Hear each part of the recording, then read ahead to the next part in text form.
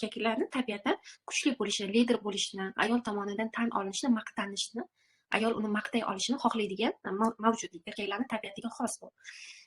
Endi buni ayoli har xil holatda ko'radi-ku erkaklarni. Puli bor bo'lganda ko'radi, puli yo'q bo'lganda ko'radi, har xil holatda ko'radi. Erkak qaysidir joyda o'ziga ishonchi tushib ketadi-da, ayolim meni minus tomonimdan, plyus tomonimdan ham ko'rdi. Yangi ayol meni hali minus tomonlarimni ko'rmagan. Men unga boraman-da hozir o'zimni erkakligimni, kuchimni, hamma tomonimni ko'rsatib qo'yaman-da, uni oldida giroy bo'laman deb o'ylaydi, sarobga kiradi va u bilan ma'lum bir yillar o'tgandan keyin o'sha u inson o'zgarib qolmadi. Ichki tabiati o'zgarmadi u erkakni, tashqi harakatlari o'zgarmadi, hech nima o'zgarmadi. U ayol bilan xuddi o'sha muammolarga duch keladi. Ya'ni yana nimadir o'xshamaganda o'ziga ishonchi tushib ketadi, yana o'zini erkakligini tan ololmaydi. Yana bu ayol bilan hal qilmaydida, masalan, 3-ayolga o'tadi.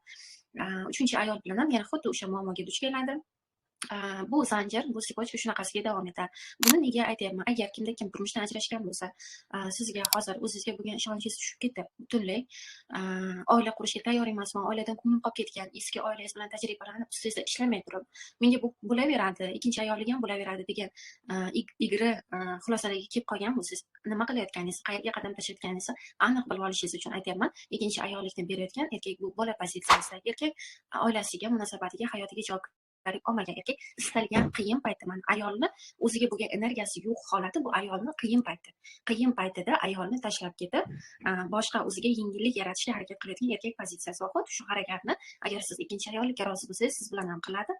Ikkinchi ayol bo'lsa, sizga uchinchi ayol bilan xiyonat qiladi. Mana shunaqa sipotga davom etadi. Inson qachondir muammoni yechishni o'rganganda, u keyin bu muammoni takrorlamaydi.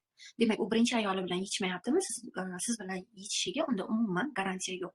Shuning uchun agar ikkinchi ayollik taklifi tushganda va sizda bunga xohish bo'lsa, qaysidir sabablarga ko'ra, ya'ni hozircha bo'la qolsin, moddiy tomonlama qiynaldim, yana qanaqa sabablar, oila qurgim kelmayapti, oilada juda qiynalaman, erkinligim yo'qoladida, mana shu ishlanmagan tomonlaringiz ishlamay turib, shunchaki menga yordam beradigan, yolg'izligimni bildirmaydigan bitta erkak kerak deb bu sarobga kirayotgan bo'lsangiz, shuning juda katta yolg'onga kiryapsiz. Oila deb atalgan va ikkinchi ayol munosabati bu juda katta erkak tomonidan ishlanilmagan vaziyat.